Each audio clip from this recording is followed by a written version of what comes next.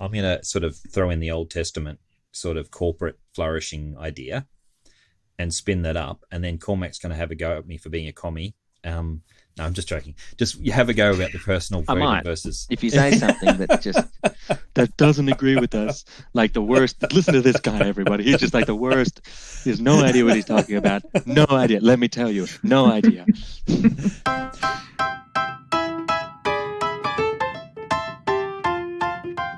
Welcome to another episode of This Catholic Life. Conversations about life's ups and downs, big and small, how we deal with every situation imaginable, whatever life throws at us, but still manage to be sensible, practical, and joyful. Today's show is freedom, and I really wanted to use that Mel Gibson clip from Braveheart and go, freedom, at this point, but I couldn't find it. And it was, well, maybe we can get it into the artwork, like in some way that doesn't breach copyright. In a world where technology allows us to see and experience different things, to do all kinds of things that we couldn't before, are we truly free? Is this a free world that we're in? And what does freedom actually mean? I'm your host, Peter Holmes. Today I'm joined by co-host Cormac McCaughan. Welcome, Cormac. Wild ride, great to be here. And Silvana Scarfe, who's kind of on the cusp of, she's not really a guest anymore. She works as a research assistant to the Most Reverend Richard Umbers, Auxiliary Bishop of Sydney, but has been on this show before and hopefully will be again. So welcome, Silvana. Thanks, Peter. Thanks for having me. Good. And before we get started, it's just a reminder to listeners, if you like the show, you should subscribe on your podcast app. That way you won't miss an episode. Let's get into today's topic on freedom. What is freedom? It's come up a lot in the news and on commentary lately. But what is freedom? Is it freedom to choose? Is it personal preference? What do we reckon? Start with you, Silvana. What is freedom? Well, I think freedom is really tied up with our ability to choose to do something or not to do something. So when we are faced with a choice, we can either choose to say yes or no. So we're choosing to say yes to one thing or no, and in doing that, choosing to say no to something else. If we don't have the ability to be able to choose something, then we're not actually free. Let's say you choose to have chocolate. The choice is I'm giving you can have chocolate or raspberry topping. You choose one of them. What if you want to choose both of them? I think I might exercise my freedom to do a little cheating and look up the Catechism of the Catholic Church's definition of freedom. And so we have here that freedom is the power rooted in reason and will to act or not to act, to do this or that, and so to perform deliberate actions on one's own responsibility. By free will, one shapes one's own life. And the definition goes on and on from there. Yeah, I think that last sentence is probably a big one in our definitions. By free will, one shapes one's own life. So the point I think Silvana was mentioning earlier about the ability to say no or yes to something, I would have pushed it just a fraction further and said the decisions that we make when we have the ability to say yes or no to something actually end up shaping us. They form who we are and what we participate in and what actions we participate in. But let me throw a kind of a curveball at you, Cormac. By accessing the Catechism of the Church, didn't you just give up your personal freedom to think laterally and outside the box? Did you just hand over your personal freedom to this monolithic organization, the Church? Well, I think that's an interesting point you raised, Peter, because I don't think anyone's concept of freedom taken seriously, and when they take it seriously themselves is not going to be so arbitrary as to be devoid of any attachment to a particular community or society or culture or set of legal norms, principles that inform their view of freedom. So I don't think any serious person gets up and says, freedom is the ability to do whatever I want when I want. I think at the very basic level, someone will always add the caveat, so long as it doesn't hurt somebody else.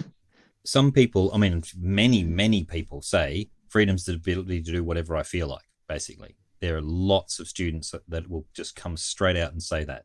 And if you push them and say, what if it hurts someone else? Some of them won't even stop there, because it depends on how much they're hurting them. If it's not illegal, if it's within, it's still my right to say whatever freedom of speech or something. It doesn't matter if it hurts someone. It's my right to pursue a certain thing.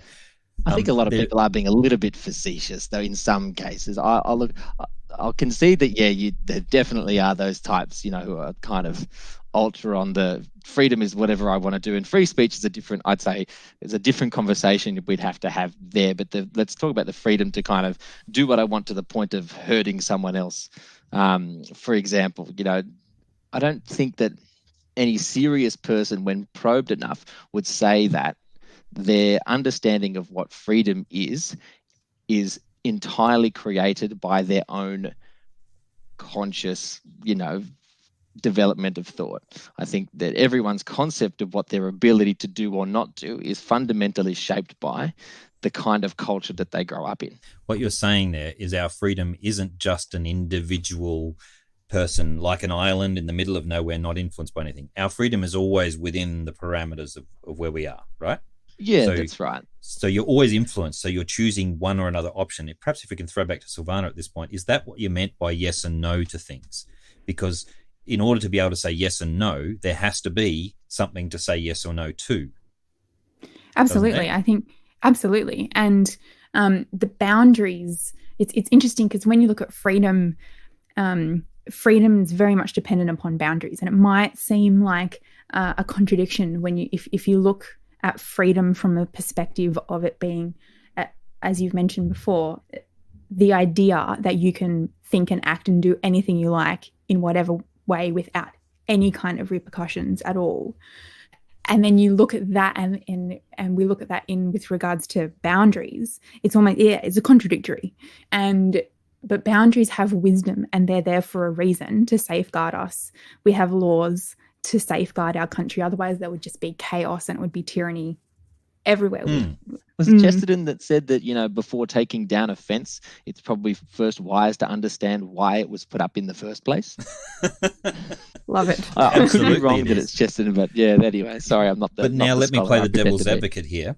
Let me play the devil's advocate and say the Big Brother in George Orwell would have argued that all of the rules that they put in place in that sort of over-controlling society of 1984. Now, for those who aren't listeners, the book 1984 is what I'm talking about. And in this book, there's a portrayal of an over-controlling government who could try to control even the way people think. But even that Big Brother, which is the name they give to the government sort of observer, would have claimed that all their rules were for the good of the people. So surely there's still a tension there when we say the rules are for good. That's true. But there's still a tension there between the rules that are made for everyone's good and our individual capacity to say yes or no, isn't there? I think there's always tension. I think you're right. I think there's always a pushing between the individual desire to act in the way that we see fit, and then the restraints put on us by the government or even by our own, norms in our own culture. Those unwritten rules, those manners and habits that we say, you just don't do that to somebody else. Can you give me an example, Cormac? So this is something you're saying, something that's not illegal, but generally speaking, all of us don't do it because it's a socially accepted norm. Is that what you're saying? Sure. So, yeah, I think we can find all those kinds of examples in our everyday life. I experience it as, as a husband and a parent, where I get up and I go, well, you know what? I know it's my morning job to unstack the dishwasher and I've got to take out the garbage and different things, but I might elect to not do that today. But if but there's a kind of a social pressure placed on me and an expectation that I adhere to, I submit to say, well, no, this is my contribution to keeping this family unit in the house that's tied to that, our family life, keeping that in order. And so I could elect not to do it if I so chose to, but it would unleash consequences. And see, there's the key word there, consequences, isn't it? Absolutely. So, for example, in my yes and no to things, I'm free to make my choices. So technically speaking, there's no law that prevents me from buying a knife, for example, in Australia. I've got plenty in my house, and I'm free to use them. There's no one actually regulating every time I pick up a knife. But if I misuse my freedom to harm someone, then that freedom might be temporarily taken away from me. Do you see what I'm saying? So there's a consequence to the use of my freedom, which might come up. So the consequence of you failing to unstack the dishwasher might not be quite as harsh, but that depends on who you ask, maybe your wife, but the consequences are still there. Yeah, let's not go there. The point is that we have a freedom, but there are consequences to each and every choice we make. And not even arbitrarily outside that some kind of external force is going to then deprive you of something as a result. That's a common way I think we do think about freedom, that you misbehave in the eyes of the law or in the eyes of the community, and they, do hopefully a proportionate response to correct your behavior, to deprive you of the freedom you improperly exercised. However, we were talking before about, the idea that freedom being the ability to say yes or no, and I assume implicitly in the present moment. But not all choices are going to just simply be about being washed away in the whims of whatever's going on right in front of you. We might have goals that we are trying to pursue that might not take us one immediate choice. They might be, we want to save up for a really nice car. We want to get that job promotion. We want to complete this particular university course. And that requires us using our freedom properly to choose several times a day, a week, a month, to continue striving towards that aim, and then to not choose that aim. So, for example, I'm not going to study, or I am going to spend my money on beers instead of putting it into my savings account so I can save up for the car. There's a consequence to that impacts me and my goals and my desires. Let's come at freedom from the human flourishing point of view. So the purpose of freedom is not just to indulge in any whim that I like. Otherwise, it'd be basically Tim Tam's wall to wall, and I would be dead in 5 years. Particularly since I'm allergic to chocolate. So it's going to be 5 years then. Maybe dead sooner. Well, yeah. I mean, I've never tested it to that length. I've never tried to do suicide by chocolate, but that might be something that works in terms of an experiment. The point is that my latest whim is not a good use of my freedom. The purpose of freedom is to choose things that led to our flourishing. But the question I'm going to put to you guys is it just about my individual flourishing, or is it about the communal flourishing? So am I also working towards not just my flourishing, but your flourishing and everybody else in my community's flourishing? And it's not just that the laws of our country and our moral laws and our religious understanding of moral choices lead us towards, I can't do nasty things to you, but I'm actually responsible for your flourishing, that I contribute to your flourishing. So, for example, in the Old Testament, a very rich person who's had a really good year of crops and they've got a lot of stuff is responsible for actually helping the next door neighbor who's suffered in some way, and the whole business has crashed and they're down and out and they're trying to sell out the business. So instead of buying him out and becoming a bigger business, in Israel, the person with a lot of money would be responsible for helping get the other guy back on his feet. And so you've got, instead of having one bigger business, you've got a whole lot of people who are flourishing in their own right. So the widows and the orphans and the refugees and people who haven't got anything are being helped by people who do have something. I think it is really interesting that you said that there's an idea, I think it might be in Aristotle, who's an old school philosopher for those not familiar with him. He has this image of the community as being like a living organism. Think of it as the body of a person, if you like. And the idea was that each member of the community could be associated with a particular body part, like the hand or the neck, and so if one person was failing, then the whole body could be thought of as failing at the same time. So that if this area, a poor area of the community had a viral outbreak and it was suffering, and it was hypothetically your speaking, hand, your community, and there's and so hypothetically speaking, and so the idea is then that what happens to one is the responsibility and does impact the entire community. Now, whether that idea actually is able to be sustained in the modern nation state, like a modern country like Australia, I'm not convinced.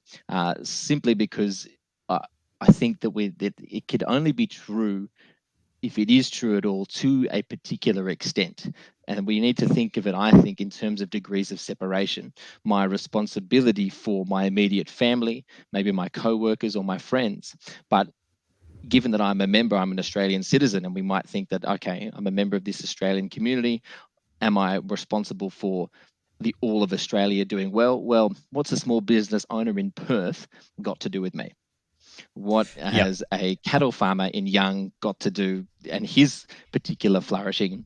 What's an academic in Melbourne, and probably knowing her, intellectual leanings being in Melbourne, what would I want to do with them? Well, in fairness, the biblical account is only ever about a geographical location. So they're not dealing with governments which stretch, and they're not dealing with taxes. They're not dealing with any of these things. They're dealing with someone's in my neighbourhood. Am I responsible? That's right. And I think that's the extent we need to be mindful of when we say, well, if I'm a member of a political community, which what Aristotle would have been talking about, the member of your political community, I think we're talking about a far more concentrated, smaller geographic area. So to the extent that I'm responsible for other people's flourishing, I think the onus of responsibility has to be extremely limited toward to be far narrower than the entire nation, certainly far narrower than the state, and probably narrower than the city, and maybe even narrower than my own suburb, given the way a lot of our communities carry on. So if Jesus came to you and said, "Who is my neighbor?" This is your answer to that question, is it? Oh, I don't, and that's a good point. in that I might fly to Perth, for example, and I might meet a small business owner who has been, interrupted and badly impacted by all of the restrictions that have been going on in recent months, and really been impacted by the way that our economies have changed. I think that would place a certain onus of responsibility on me in that moment to say, spend a bit of money to keep his business going. And you gave us an example in a prior episode. You told us an example of someone who saw people in the queue for unemployment and literally helped them out in some tangible way. But I've never met the farmers in New South Wales. I mean, I've met one of them, but not all of them, right? And yet I go to the supermarket and take all their produce. There's a supply chain there. There's a reliance as a community on a much broader range of people than just my local suburb. Like the tomato I had on my lunch wasn't grown in my suburb. It was shipped in from somewhere else. And there's all kinds of reach of this community which goes beyond that ancient kind of idea of just the local area.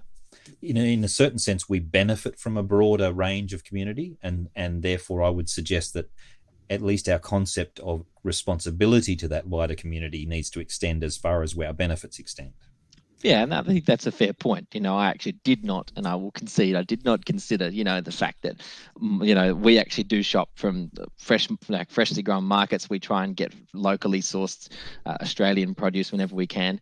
But I do think that that's a narrow view of community to only limit it to the economic, as well. So there's got to be other kind of social support that we can consider. And we haven't even, and I think Silvana might be able to comment on then what kind of approach we then take as a nation if we say, well, maybe my obligations don't extend as far as, the bloke in Queensland or, the girl in Perth.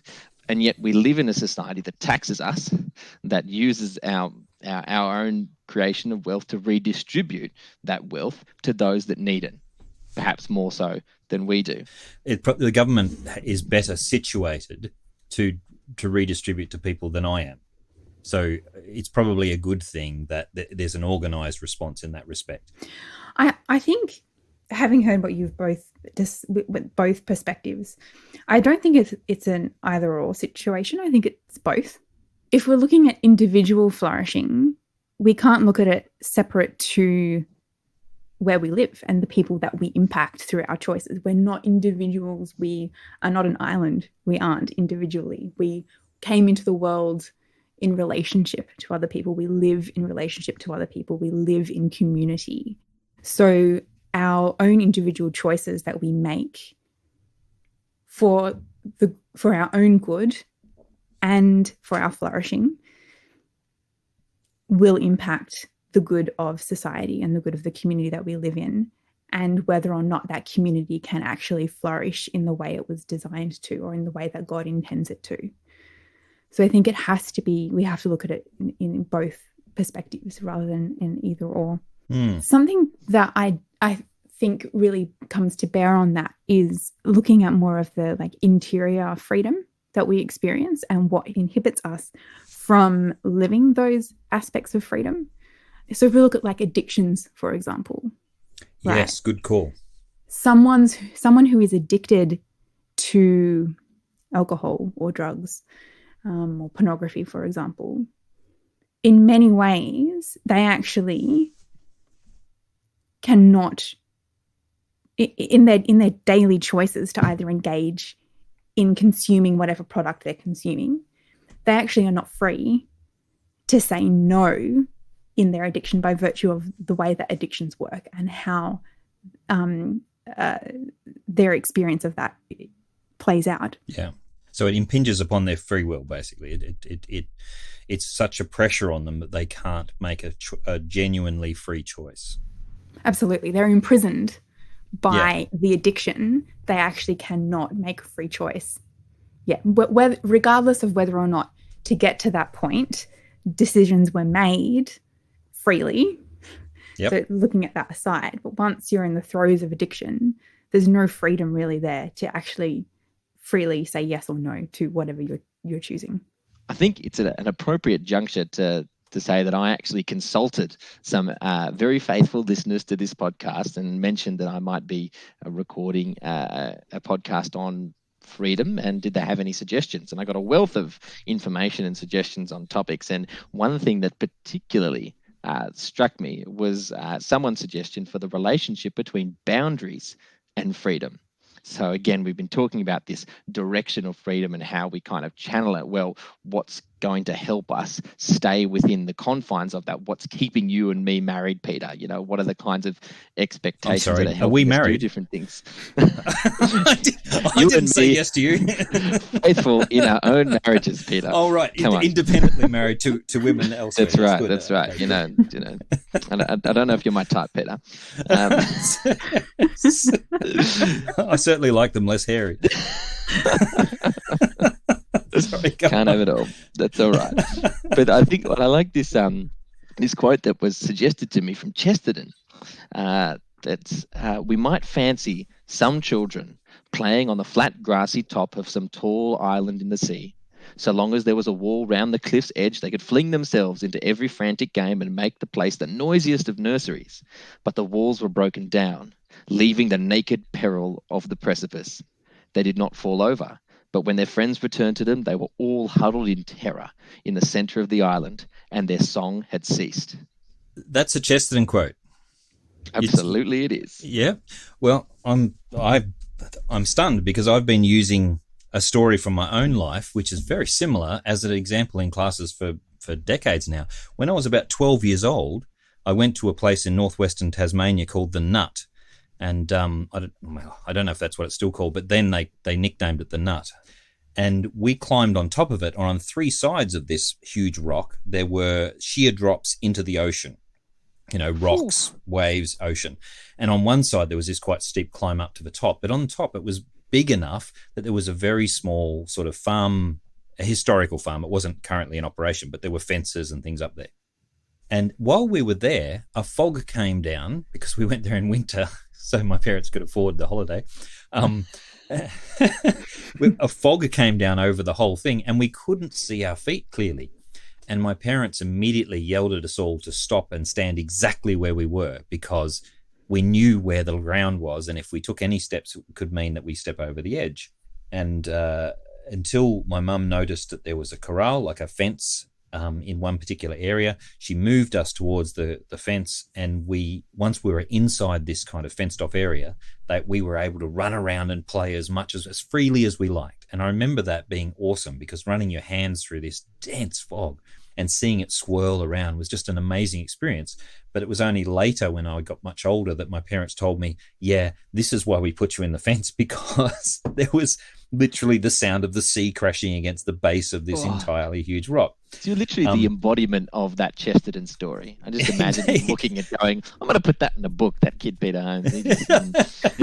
I wish I knew Chesterton. I wish I knew him. He'd be one on top of my list of people to have a coffee or a port or a wine with. The point is that I usually tell the story is to do with the magisterium, that the magisterium is not about telling us what to think, and when I say the magisterium, I mean the official kind of guidance we get from the Catholic Church. with regards to doctrinal and matters of faith and morals. So specifically saying this is something the Catholic Church teaches and this isn't. When I became a Catholic, many people thought I was giving up my intellectual freedom because I had to then conform to the church. But actually, I have less restrictions, less guidelines, less, you must think this way since I've become a Catholic than before. Can you explain how that is? Because that strikes me as really interesting. Keep going. When I was a Protestant, you know that it's possible to make a mistake. Anyone who's not utterly arrogant knows that they could make a mistake. And if I'm a minister and I'm teaching people about God and I'm teaching them about heaven and hell and how you get there and how you don't, then you need to be right about that. You don't want to be wrong about that kind of importance. And when people are asking you on the deathbed, am I going to heaven or hell? You need to actually not just have my personal opinion to offer them, but something that's certain, something that's sure. And as a Protestant, I spent a lot of my time stamping the ground, if you like, under the fog to make sure that it was solid. And the main way to do that is the ground I'm standing right now is solid, so I'm going to stay right here. And what you tend to find in conservative Protestantism, and in some forms, I have to say, of Orthodoxy and Catholicism, is that once they've stamped a particular spot, they tend to like to stay there because it's absolutely solid and I don't want to move from this because I'm pretty sure it's okay. But there's a freedom in having boundaries, because once you have solid boundaries, once you know someone's going to pull you up before you get to the edge of the cliff, you can run and play and be joyful. As you said, the children on top of that mountain, that hill in the island in G.K. Chesterton's quote, the ones who had the fence came, they're free to express themselves, they're free to explore, they're free to be joyful in their circumstances. If they have nothing between them and the edge, if there's a danger of them plummeting over, their choices are either to just lollop around freely and watch some of their friends go over the edge every now and then, which is what Protestant life is like, or you have a fence, which basically will stop you before you get to the edge, but you're free within those parameters. There's very little the Catholic Church says about what you must think about the Bible, for example. And since I'm studying Scripture, that's what concerns me. Very little about what you must say. It says a few things about what you can't say. You can't say it's a load of bollocks. You can't say, it's all made up. You can't say God had nothing to do with it. You can't say humans had nothing to do with it. So there's a few boundaries. But within those boundaries, there's an immense amount of freedom, and there's a joy in that freedom because if I get too far, I'll bounce against one of the fences. And that leaves me free not to have to worry about misleading people drastically, so long as I know I'm within the fences. Isn't that interesting?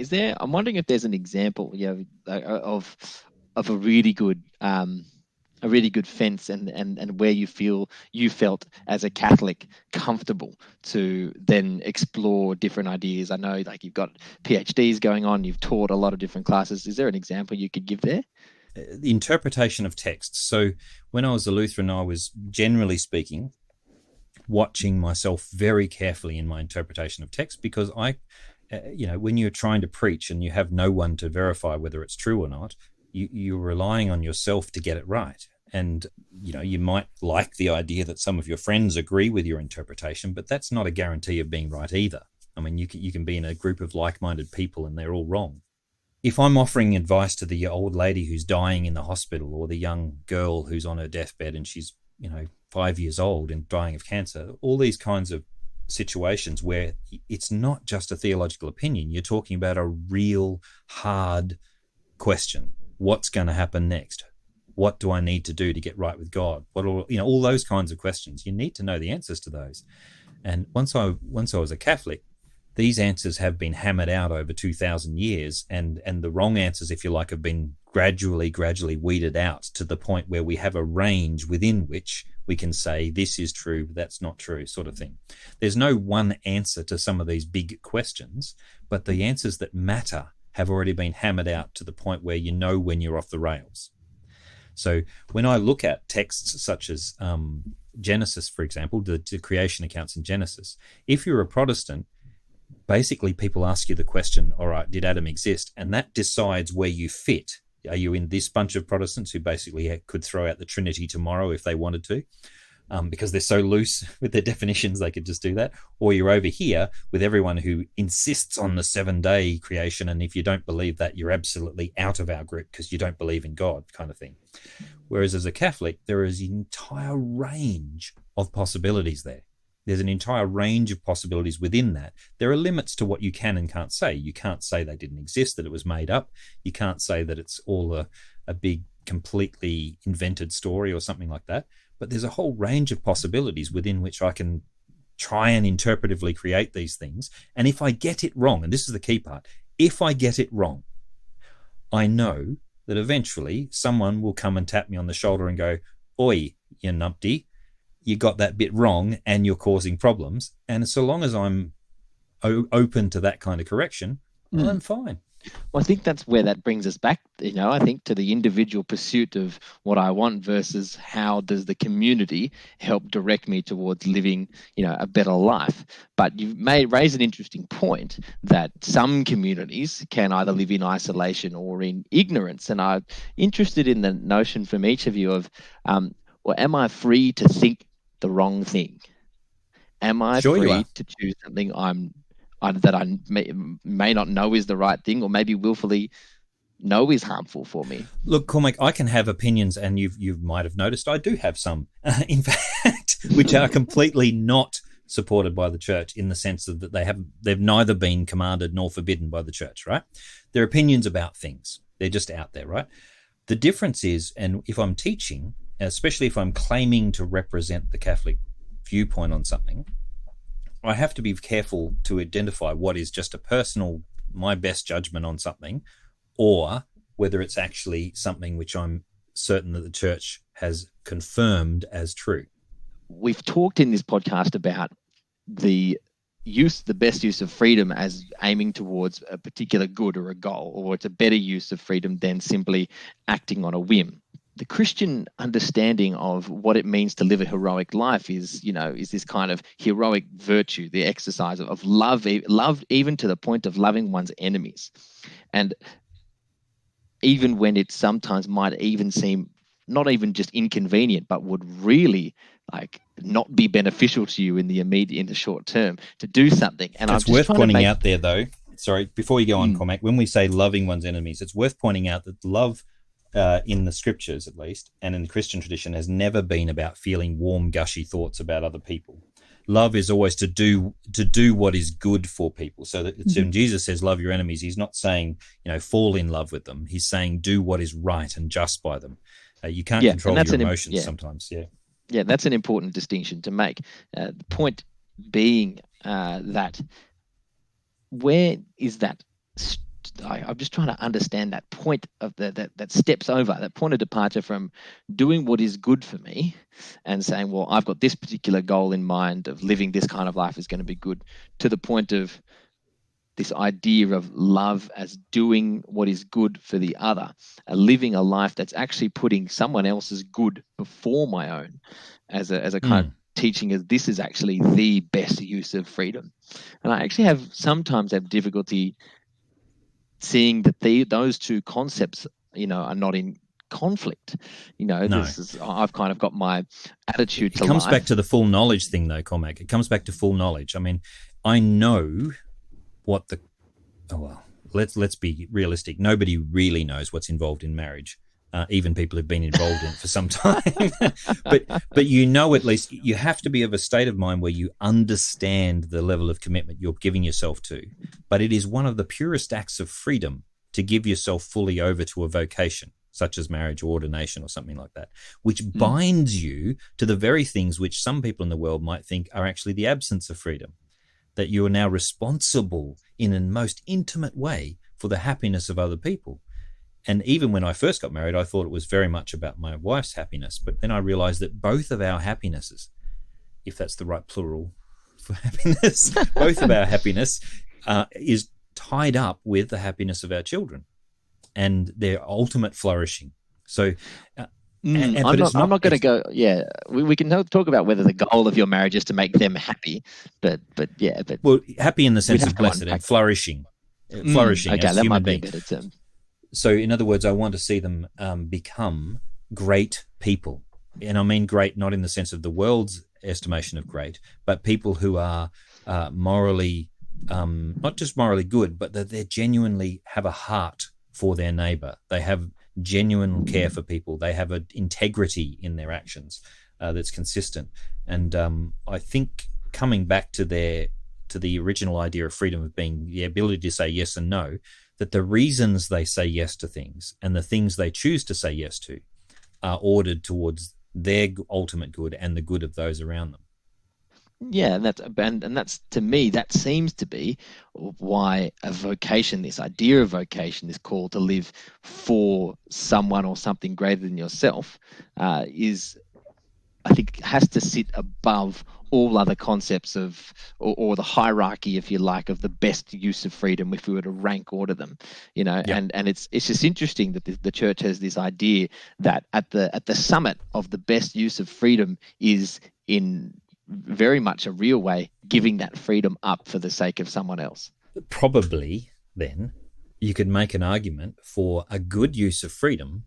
For example, if I am sick, I've caught a malaria, I don't know, what's a communicable disease, I've caught chickenpox or something, then a proper use of my freedom is to not come over to your house and sneeze all over the place to give it to you.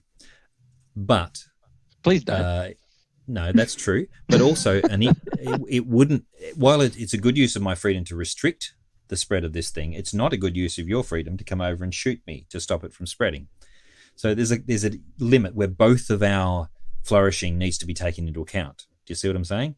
That everyone's, you try and find a medium where everyone's freedoms are not impinged any more than they have to be to stop harming each other in that sense. Well, that's an interesting concept that you've raised then, with the idea that, the world, in March, I think it was, went into, many countries went into a kind of a lockdown to the protection of the greater community. And a big discussion has erupted since then around, well, hang on a second, all of what I thought was my fundamental right to association, my ability to attend church, to participate in different groups, has all of a sudden been eradicated for the sake of protecting the public health. And a quick nod to a recent podcast that's come out, which is the Institute for Ethics and Society, have launched a podcast trying to tackle, at least at the first instance, different approaches to pandemics. And I think it was Xavier Simmons who was on, and he was making the distinction between extreme utilitarian approaches, so maximizing the greatest good for the greatest number of people,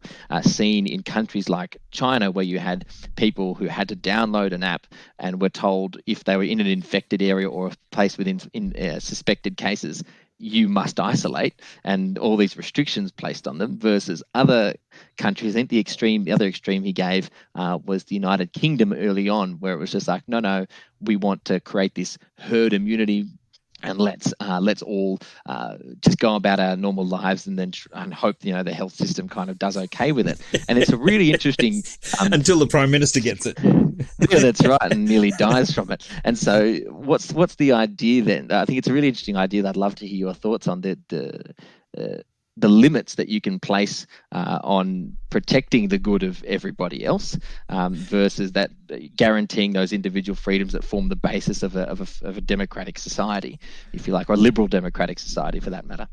I think that there should always be a struggle inside of us, in our minds and hearts, with this particular dilemma. Where's the boundary between looking after the good of everybody else and looking after our personal freedoms? I don't think, and I think there's a real problem in the world right now, is that nobody wants to think about the complications of the issue. They want it to be one way or the other. It's just too hard. So for instance, our government has proposed an app and put an app out there, and lots of people have downloaded it.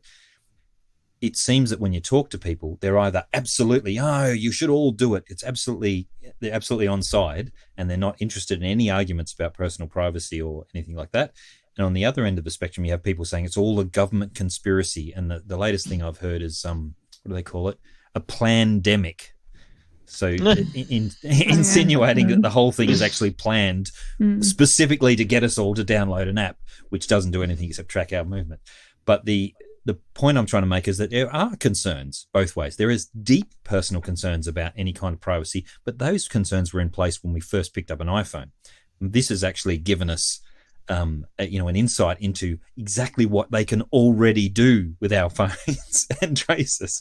And I think it should make us think. On the other hand, it's not, I think attributing our government with some kind of organised evil, organised anything, frankly, is a bit too far. I mean, we're giving them too much credit. I think the old Napoleon quote, never attribute to malice what can be adequately described by incompetence. There's a kind of an overdoing of it, either one way or the other. I think as soon as these issues come up, we should sit down and have a serious think about them and think, wait, what are the boundaries?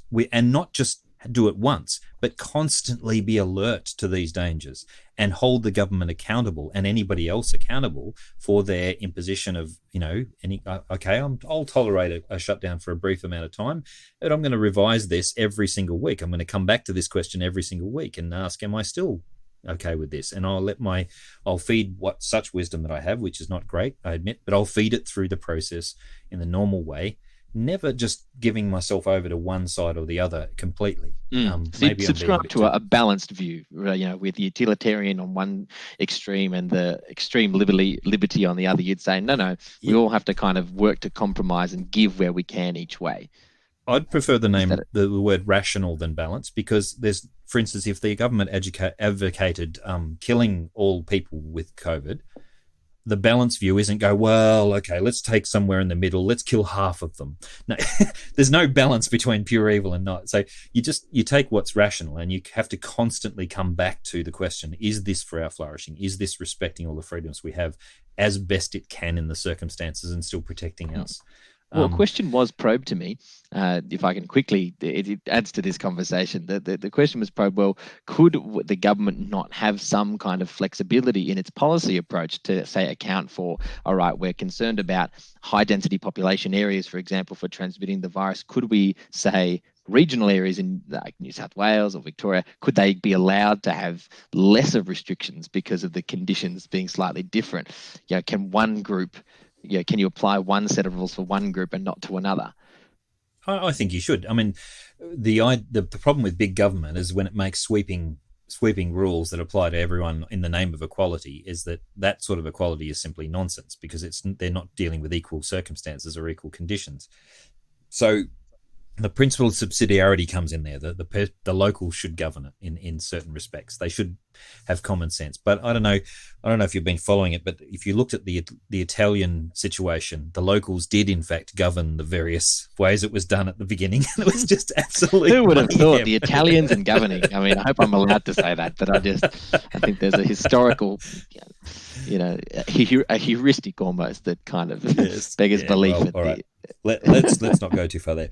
All right, we've probably been going way too long on this discussion, so we might want to wrap it up. And we've got plenty more to discuss. So it looks like we're actually going to have to come back to this discussion and keep going with other sorts of questions. We didn't get to some fairly serious things, but that's it for this week's podcast. If today's discussion got you thinking or arguing with your podcast device, I hope so. Let us know. You can subscribe at our website, thiscatholiclife.com.au, and you can tell us what you liked or what you didn't like. Hit us up on any of the social media, Twitter, Instagram, Facebook, Discord, and you can find all the links in our show notes. Write us a review on iTunes if you haven't already. That helps us get the word out. It's time for shout-outs. Cormac. Sure. So I think this week, as I've already mentioned on this podcast, I'm actually going to shout out to a very recently created podcast by the Institute for Ethics and Society at the University of Notre Dame. I think that, we think that we say on this show that a Catholic podcast is a good thing. Well, I think we should all be nourished by different sources of information and media where we can get access to them. So if you haven't had the chance yet, have a crack at the Institute for Ethics and Society from Notre Dame. I don't think you'll be disappointed. Excellent. Silvana. I'm going to give my shout out to a new series that has been released, crowdfunded, called The Chosen. I don't know if any of you have heard of it. It's about the life of Christ, and it's quite a refreshing take. I'm enjoying it, so I'm going to give that a shout out.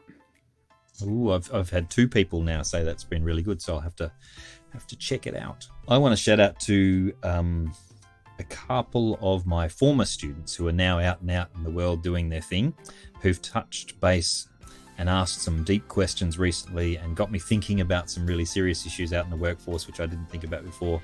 And just generally, thank you for, sort of giving me an insight into what happened in their life since. It's always fantastic to hear from former students and still have that relationship. It's a fantastic thing. So thanks, guys. That's all for now. Thank you for listening to This Catholic Life.